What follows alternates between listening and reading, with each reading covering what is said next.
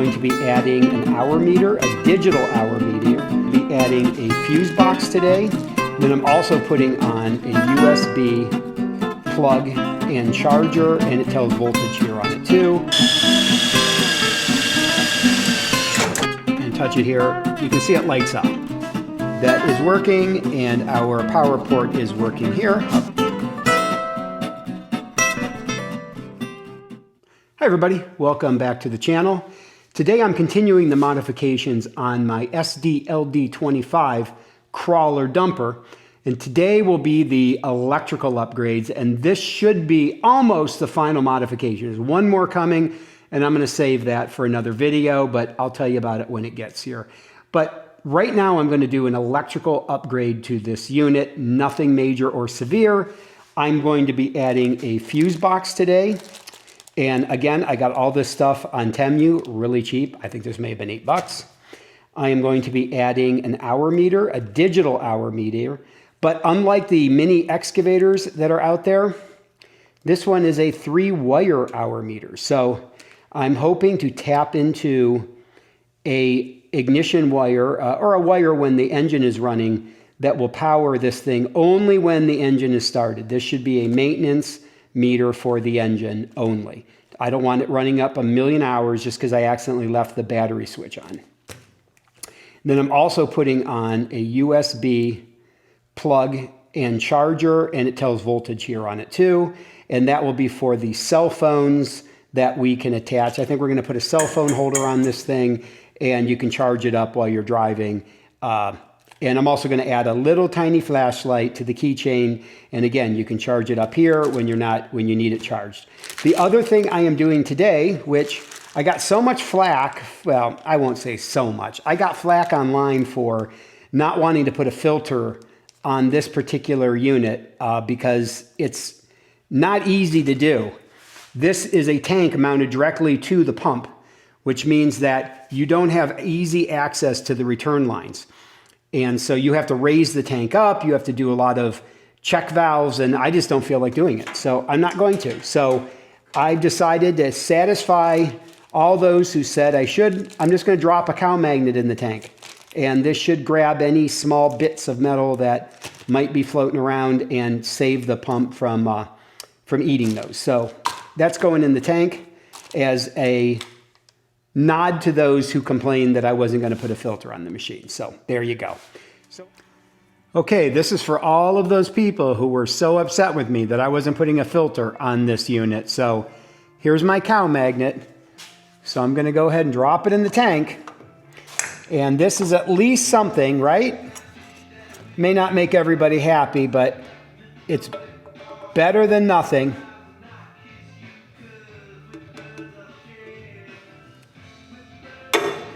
Oh, and doesn't want to go in, but it's going.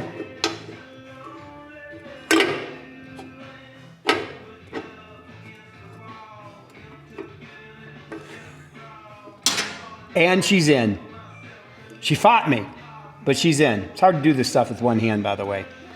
All right, so we have a magnet in the tank.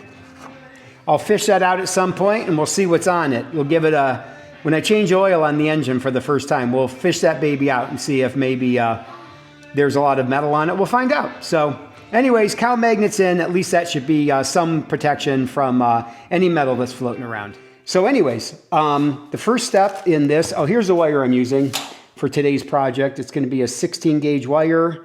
I think I ordered this off of Amazon in a roll. And I can just strip the positive from the negative wire here, and I'm going to wire those in. The only thing I don't have today for this project is I always like to fuse the line going into my box, and I don't have a fuse for it. So I'm not going to do that today. I'll probably go ahead and get a little inline 10 amp fuse that I can add to it later.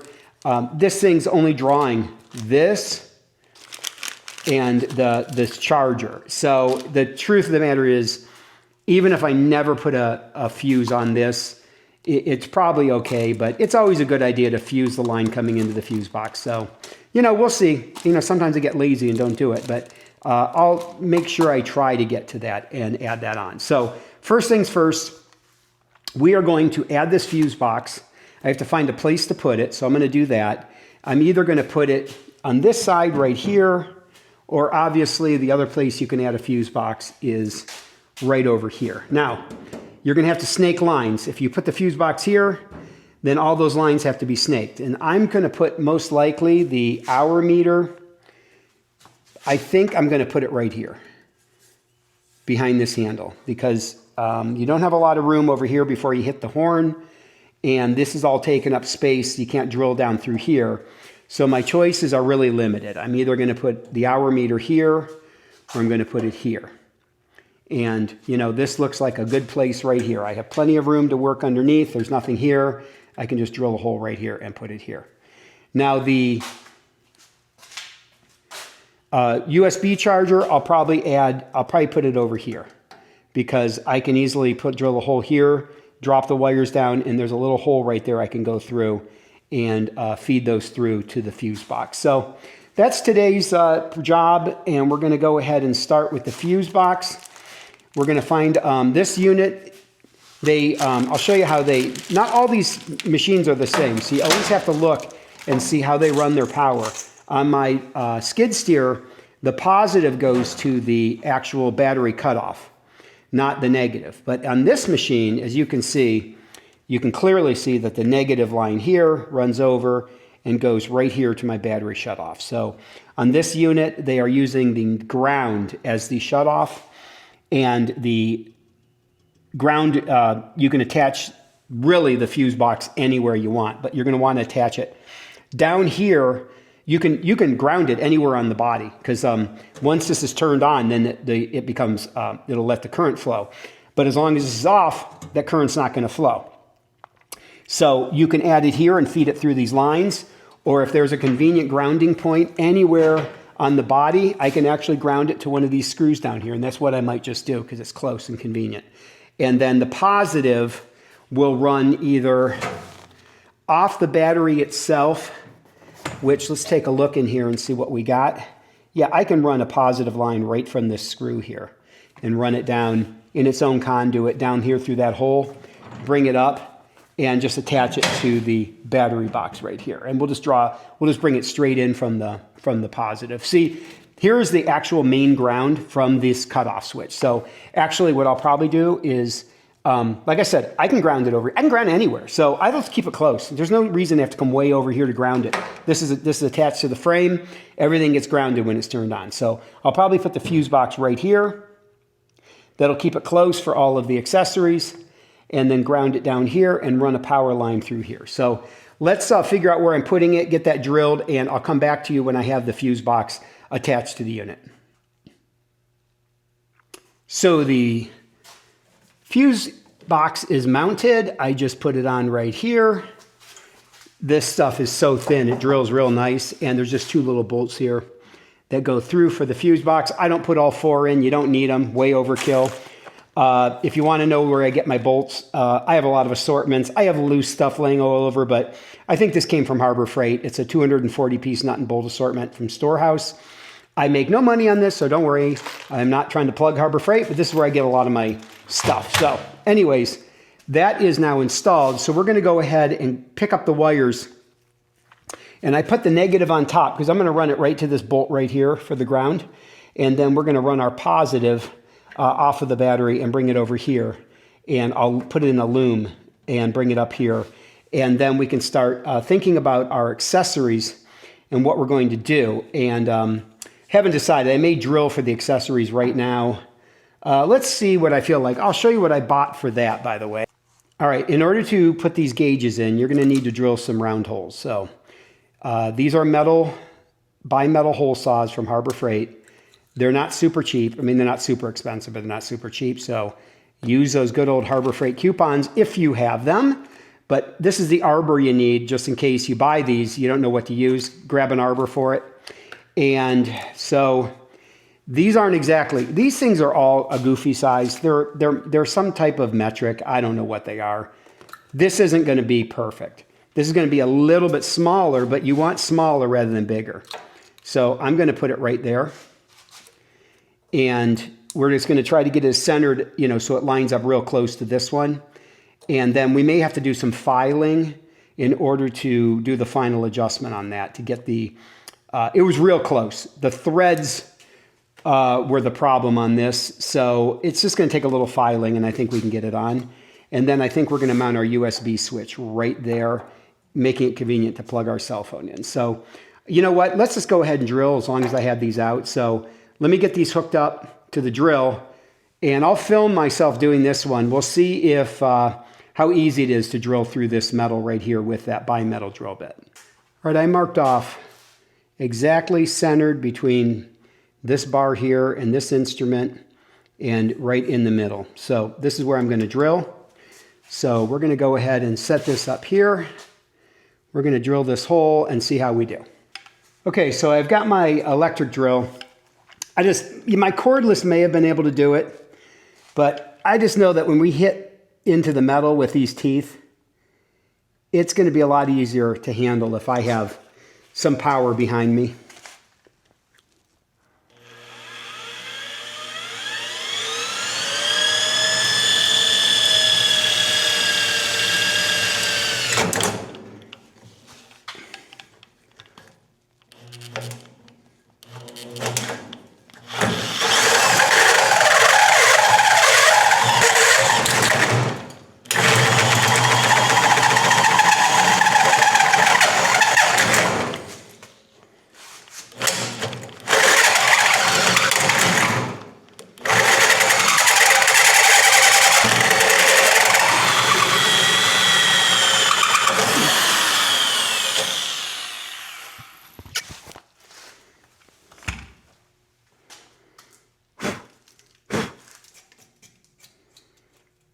Okay, that was a little rougher than I thought it was going to be, but so that drill kind of scares me. I've drilled through sill plates in homes with a 4-inch hole saw, and when it catches, that drill's so powerful it wants to take your arm off. So I'm not crazy about using it all the time, but there's no way that my drill would have been able to handle this, the cordless. This is just too big of a job. That's a lot of metal to take off. But the good news is the hour meter fits really nice. All I need to do is then put, I'm going to have to touch up the paint a little, should I want to. And I'll just get some yellow paint to match this, because I did scratch it a little bit, but I'm going to go ahead and screw this on here. Oh. So I'll show you, this fits nice now. And I'll go ahead and screw this on. Have to touch up that yellow paint a little bit where the drill kind of grabbed and bit and did all kinds of crazy stuff, but that's okay. The job was done. Look-see over here. Maybe there's some room where I can add it, because it looks like I might be able to put it right here. And then I can keep all my gauges together. It might look a little weird if I have a gauge sitting over there all by itself. Just make sure there's nothing to hit here. Move any wires. Yeah, it's fine. I can put it right here. Let's just find how far the distance is between these switches. It's 3 inches, so 1.5 inches, which puts it here by 1.5 inches, which puts it right here. These things are great for marking holes. So let's go ahead and drill in our USB plug.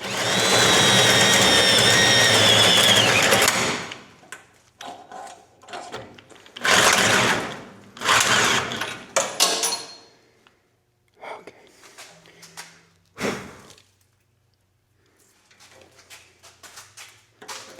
No, it's fine.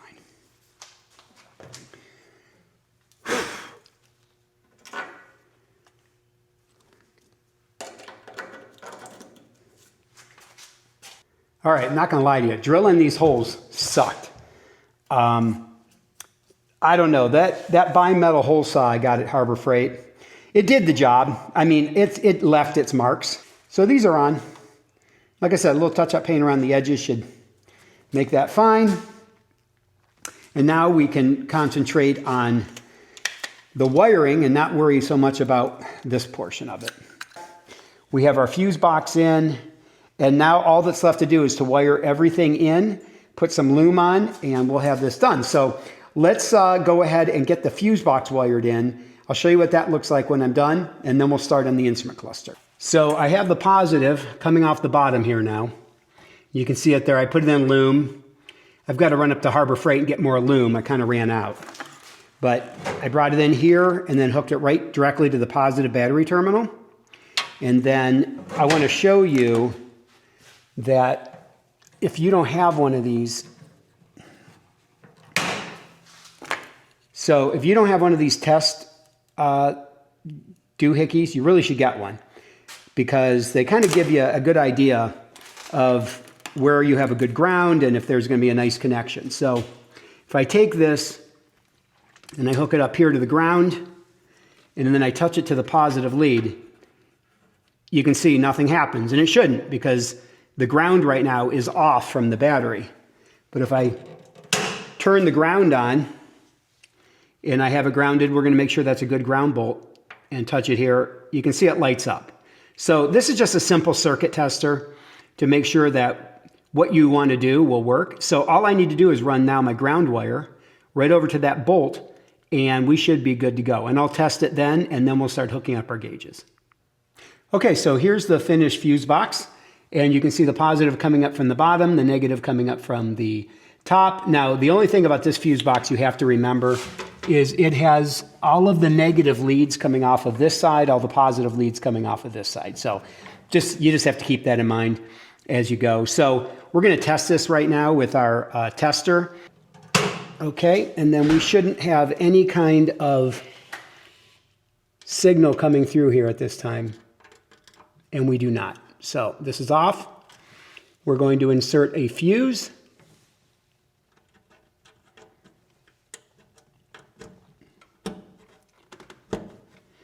And now we should go ahead and get our meter to light up. And there it goes. So we know that that's wired properly, and that as long as the fuse is not in, we can go ahead and wire things up. That is attached to the battery cutoff, so we don't have to worry about having live power there all the time, which you don't really want. So we're going to keep that on the battery cutoff. And then we're going to go ahead and get our gauges wired in, and let's start on that now. All right, so I have the hour meter installed. I have the battery port installed. We have the wiring coming down and just going into our fuse block. And let's go ahead and turn this on. And you can see that that is working, and our power port is working here. I'll go over here. You can see that this is working and this is working. So here's the inline fuse installed. It has a 10 amp mini fuse on it, so that's safe now in case it should ever short.